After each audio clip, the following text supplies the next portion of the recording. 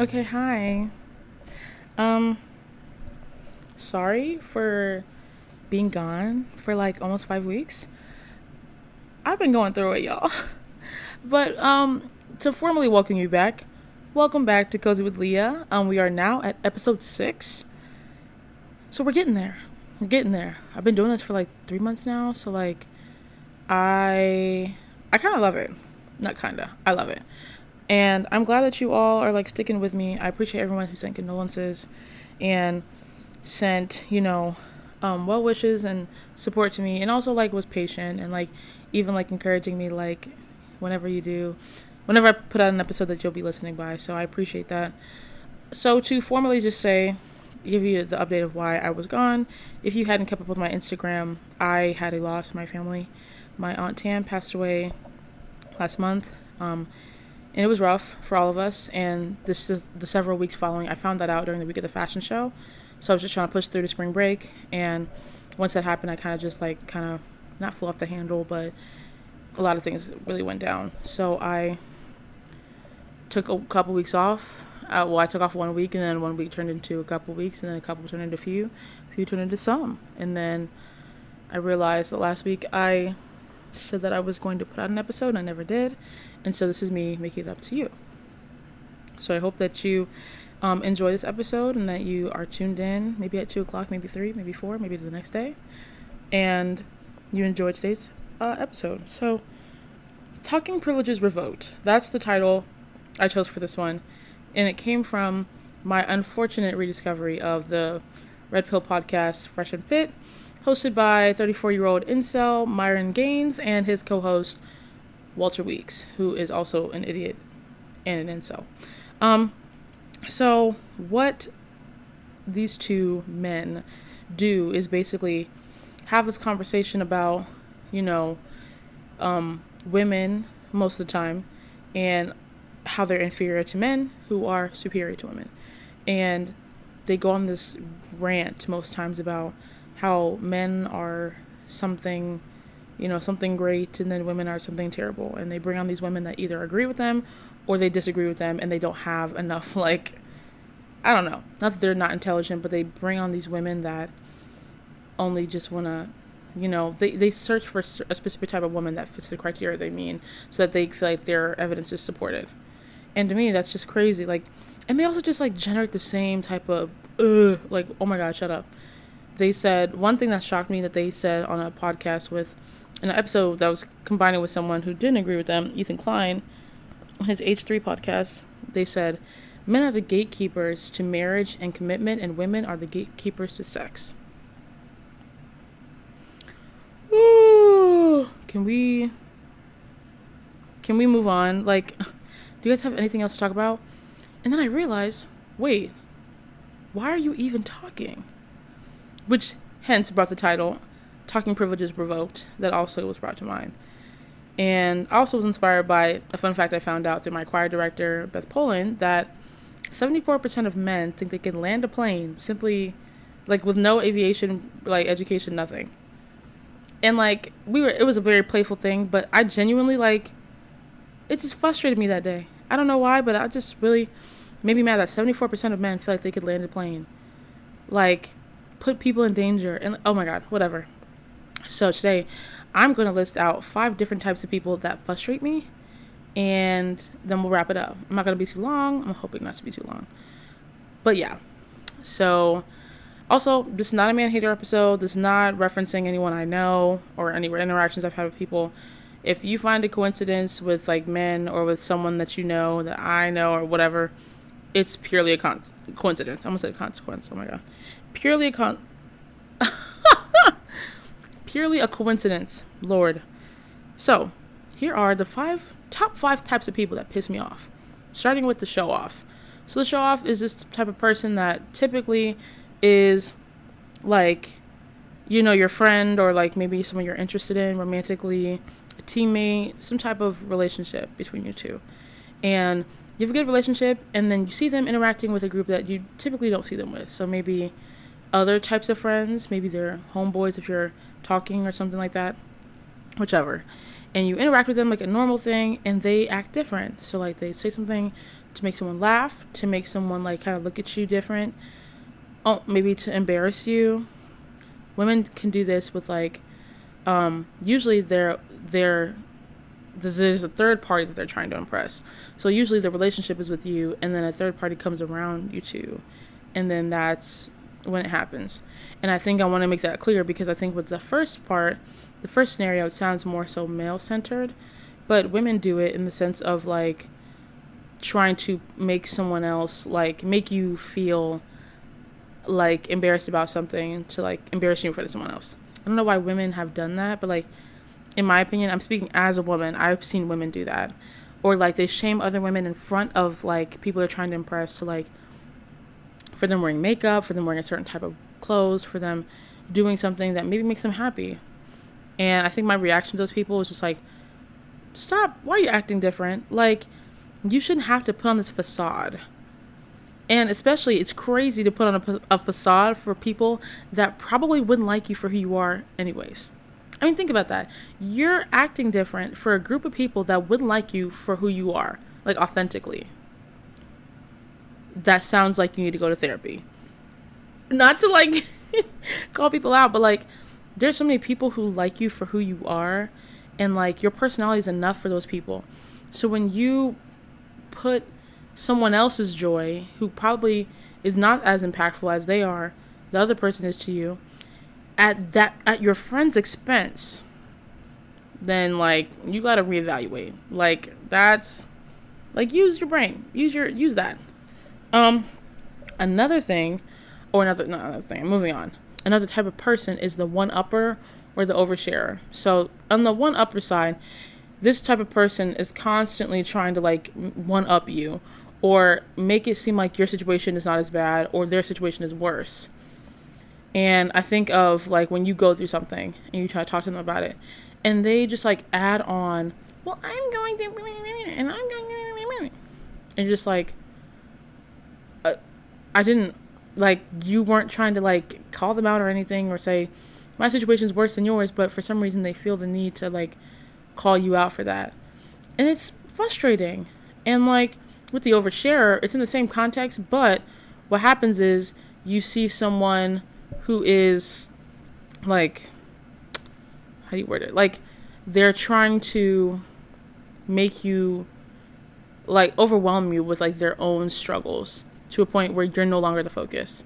So like, if, again, the same scenario, you go to someone about something, hey, going through this, I'm struggling with this, I'm struggling with that. And they're like, oh yeah, me too. And they talk about themselves to a point where they've lost focus to what you've been talking about. And for people who don't confide in people a lot, that's huge, because you could finally have the courage to go up to someone and say, this is what I'm going through. And for them to kind of ignore you and to move on about their own selves, maybe they were looking for someone to like talk to and they thought that this was the time and place, but it's not. And I feel like that's really my reaction, is like, stop making everything about you. I know that some people don't do it like intentionally, so I those people are within the exception of what I'm talking about. But there are so many people that like are going through something that need they need someone to like confide in, because you can't just like fill up your heart with like so much tough, like the things that you experience that are hard on you, because then eventually like that's gonna harden your heart. And I understand like the people who overshare, like you may be going through something and that should be validated, but like the person in front of you needs you right now. It's different to relate to someone and say something that circles back to the point of like how to help them. But when you make a situation, literally you like shift the focus and you're no longer talking about them anymore, that's when you like, gotta focus. And you also have to know that, like I said, there's a time and place. You deserve to talk about your struggles and your stories, but so do they. And you can't, like, if you can't do that and like give them space to like talk to you about that, you should probably reevaluate why you think that your story and your struggle is more important than theirs. Because that's essentially what you're saying. Like, oh, you're going through something right now, but I feel like my story should be placed right now. Oh. Interesting thought. Next, moving on, the projector. And I don't mean a classroom item that projects film onto a wall. I mean a projector, like someone who projects. So this person is the type of person who is like maybe having a bad day, maybe a bad month, a bad year, a bad life, whatever. And they make it everybody's problem. And I don't mean like they act different or they do I mean like they're mean. They're not nice. They project onto you. Like, I think of it more of in a daily thing, like someone who's had things build up all day. They woke up late for work. Maybe they ruined their outfit. They went to go get coffee on the way since they were already late, and they got the wrong order. They drove over a pothole and like were stuck in there, and they had to call AAA, whatever. They finally get to work. The person that they think is the most annoying in the office says, "Hey, what's up?" And they just lash out, or they say something mean, or they're just rude. The person that was interacting with you did not see everything that you went through before. It's not fair for them to have to feel what you're feeling. And I feel like this comes from a lack of communication, where people are constantly in a place where they feel like you don't understand what I'm going through right now, and I don't know how to communicate it to you. So what I'm going to do is I'm going to not only make it your problem, I'm going to make you feel the way I feel. So rather than communicate, I'm going to project how I feel onto you, because I want you to feel how I feel without having to say it. That is an immature way of communicating. When I'm dealing with something, if I want someone to know what I'm dealing with and I want that to be dealt with, I'm going to say, you pissed me off. You made me upset. You frustrated me. When you don't have the capacity to communicate properly, or maybe that's not your strong suit, you do things like upset other people because you want them to feel how you feel. Because then now, okay, I'm mad. Now we're both mad. Now you know how I feel. But they can know how you feel through your words. And I think that's my reaction, is like, words hurt. Like, people talk about sticks and stones and everything. Words hurt. Let's be real. It's your compassion that can really make an impact on the way that you interact with people. I'm upset. Okay, so I could either lash out on all my friends today, or I could talk to them. I have a habit of going silent when I'm upset. And rather than project onto my friends, I go quiet. Sometimes it's because of things that maybe they do. Very rarely it's because of something that they do. Maybe it was like a comment and I was just a little frustrated and I just get quiet. But most of the time, it's because I am dealing with something personal, or like because something might have triggered me. I have dealt with things like that coming out of having a mood disorder, having PTSD. There are times where in my day where I just don't feel like I'm up for talking. It's no one's fault. It's no one's like problem, and I'm not going to make it their problem. So if they ask me, I'll tell the truth. Like, yeah, I'm just a little irked, or no, nothing's wrong. If I'm saying nothing's wrong, it's because it's me. It's literally me, not you. And if I'm only going to open up if it's me, if you really want to know. But you got to pry me open for that. Ooh, that sounded so bad. We're going to move on, because that was crazy. Anyway, the fourth one that I am frustrated by is the self-righteous person. And not just in a religious sense, because most times when you hear that word, you think of religion. But in reality, it's not just that. It's the concept of feeling like you live a better life than other people, and you judge those who don't live the same life that you do. And like, oh, I'm doing better because I do this, and you're not because you're doing that. I think as a Christian, I've recognized that we go through trials and tribulations every single day. Some people's faith is tested in ways that they have not gotten right yet. And for someone to maybe be past that finish line, create that understanding for what they went through, you could have so much impact. And that's in that reference to like the last one. The impact that your words could have over hurting someone is bigger than you think. When I say something like, I'll give you an example. Yesterday, I watched a sermon from 2819 Church. in the sermon, Where's Your Heart, if you want to listen. And he talked about when you bury things alive, it's going to come back to haunt you in the next season. And a lot of people do that, where they continue to bury their issues alive. And some people don't do that. Some people get it right the first time in their trials and tribulations. Kudos to you. And I'm proud of you for that. But there are some people that genuinely do struggle with those things. And they consistently go through that in their season. You are not God. And you don't get to tell me, like, how I need to live my life if you're not going to help me, but rather judge me.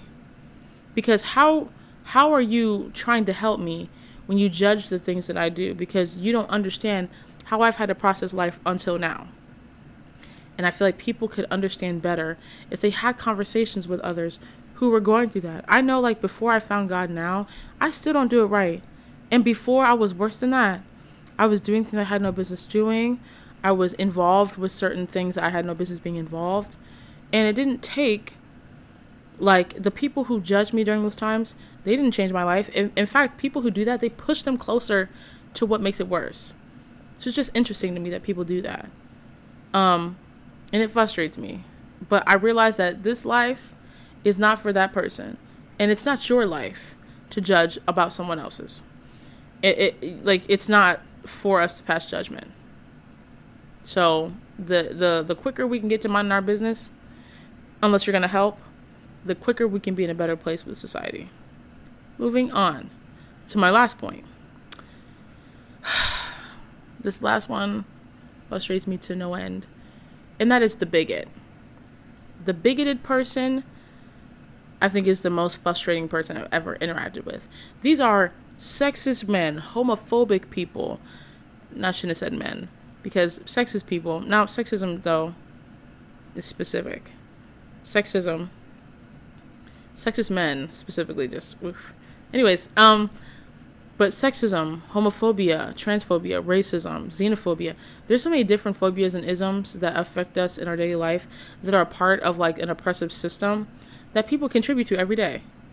And I understand the patriarchy very well. So because I understand the patriarchy, I understand the system of oppression that is on our people in the United States. And not just there, everywhere.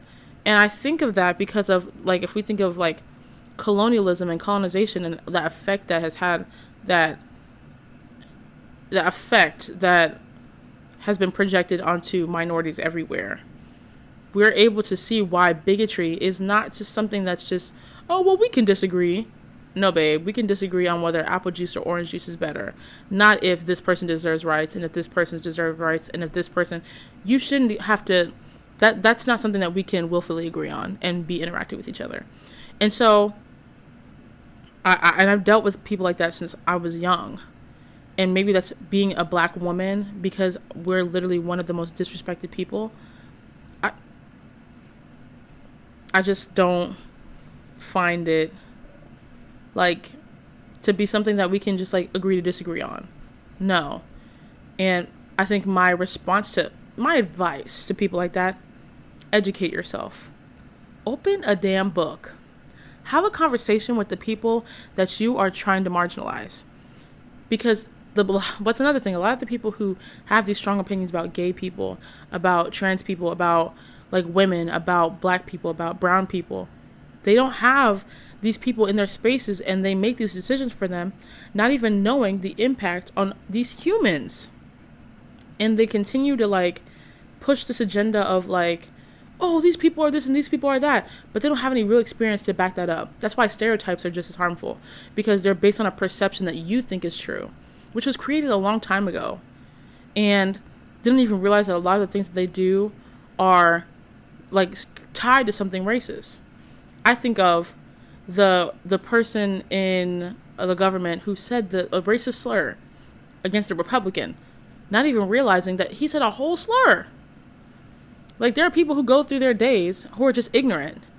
And it's like, if you just educate yourself, had conversations with people from these communities, you would be able to do them a justice and actually help them. But you'd rather not. But I am a person who refuses to idle by and let people do that. So if you don't want to willingly, then you're just not going to be able to be in spaces that and that serve like other people. Like, you can't. It just frustrates me how we have politicians who don't want to support all people but are in a position of power to help people. It doesn't matter what color, what sexuality, what gender identity, it doesn't matter. You have an obligation. And so I rest my case. So, now that I've said all that, to wrap up, I think, well, let me restate that, like I said, none of this was like in reference to someone I know personally. I think on the politician thing there, I got a little specific, but anyone personally that I know, that this was not a reference to that. But I do want to note that if you are someone who's listening and you found like a similarity in the way of the behaviors that I described with these people and your own behaviors, you should think about that. Think about, does my impact on the people around me serve them best or worst? Am I hurting or helping? Am I making it their problem, or am I making it my own problem? I think all of these types of people sit on this range of being so authentically them to a point where they're feeling like everyone should be them and they are the standard, and projecting that onto other people. And then the other side of that is people who are not authentically themselves and need validation from others. Maybe there's an insecurity there, and that's why they take the validation from those people, because they need something to feed them. And like the other people might sit within that, or maybe they're right on the dot, but you have to determine where you want to be and how you can help other people move forward and be better people in life. Because I know that I wouldn't want someone talking to me like that. And I have an obligation, especially as a future educator, a future mom, me, like a future friend, bridesmaid, aunt, whatever, wife. Like, I have an obligation to make sure that I'm not any of these people, because all of those people affect people differently, and not for the best, for a negative reason. And I would hate to be someone who causes like the trauma that they have to experience the rest of their life because of the way that I spoke to them, or because of the way I treated them. So next time that you think about the way that you act or the way that you interact with someone when they need you or when they want you in their space, just think about what we talked about today. Okay. So that's all I got.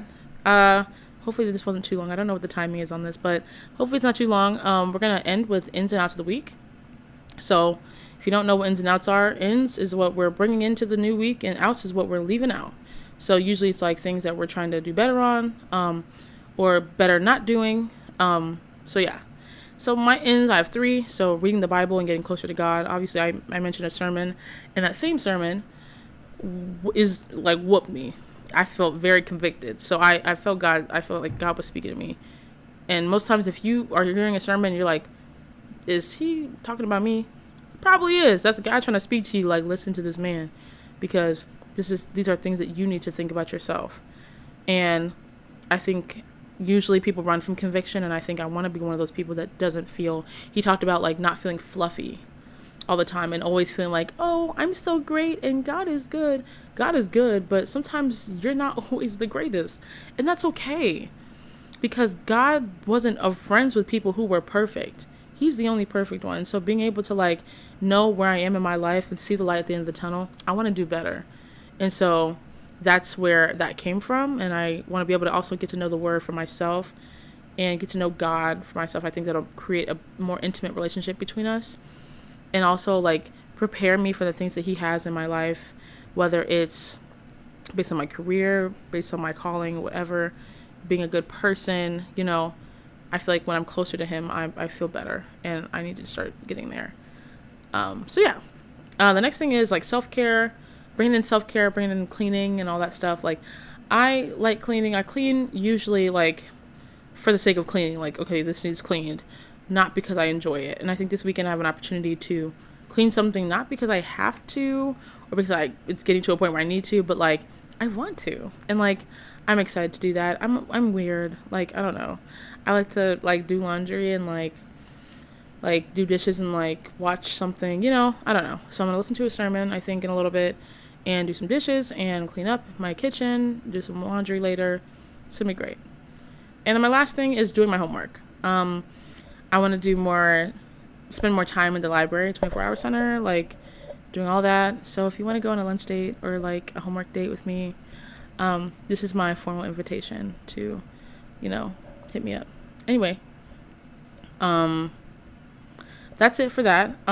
My outs are, one is rushing. I have a habit of rushing life and rushing trying to get into relationships, rushing my day. And like, I think I'm in a fortunate position where I'm able to look at the things that I've tried to rush in my life and slow down. And I'm fortunate enough to have caught myself. And now I'm starting to slow down and actually enjoy being 22. Because I might be like, for college, 22 is like peak. Like, ooh, you old. But like, when I get out of here, everyone's going to be like, oh, you're a baby. And like, I'm kind of like, I'm okay with that. Because I realized that I was so in a rush to get to 21, 22, and 18 or whatever, that now I can like, okay, slow down. Enjoy your life. Enjoy the time you have. Because one day I'm going to look back like, I wish I did that. And I'd rather move forward knowing that, regret that, maybe something didn't go right compared to like regret that I didn't do it. And I'm going to take more risks and have more fun and enjoy being 22. And in college also. My second thing I'm trying not to do is cuss. I cussed a couple times today. Nothing too bad. Piss is not a bad word. It's just not a nice word. So, we're going to try to watch our language. And if you hear me, be nice about it. But, Aaliyah, you're not supposed to be cussing, girl. Ooh, got you. Thank you. That's what I'm looking for. So, thank you. And my last thing that I'm taking out, hoping to not bring into the next week, is, cussing. I don't know. I'm thinking of... Wait, I feel like I wrote this down. Bad attitudes. Yes. Okay. So I've realized that bad attitudes, like, when I'm in a good place and I see the light at the end of the tunnel, there's always someone the projector that just like, ruins my day. So we're leaving that out. And also my own. Like, I don't want to have bad attitudes anymore. It's gonna, happen. But like, I'm trying to do better with like, I'm an empath, so like I feel what people feel. So if you have a bad day, I feel like I'm having a bad day. It's just something I'm like very in tune with my emotions, and that's something that's a blessing and a curse sometimes. And also blocking out bad attitudes so I don't have a bad day myself. Sometimes I like the chase, but most of the times I don't. Because there's some times where people, they have bad attitudes and I'm like, oh, Aaliyah, don't say that. Oh. Okay, I'm about to end this because I almost said something really crazy. Okay, if you knew I was going to say, don't say it. Okay, I'm leaving. This is done. Okay, this is over. Anyways, thanks for tuning in for episode 6 of Cozy with Leah. I will be back next Sunday with a new episode on March 31st. 31st. So keep tuning in next Sunday. If you have any questions, DM me, let me know. If not, then I'm going to get out of here so I can watch my sermon. Okay, bye.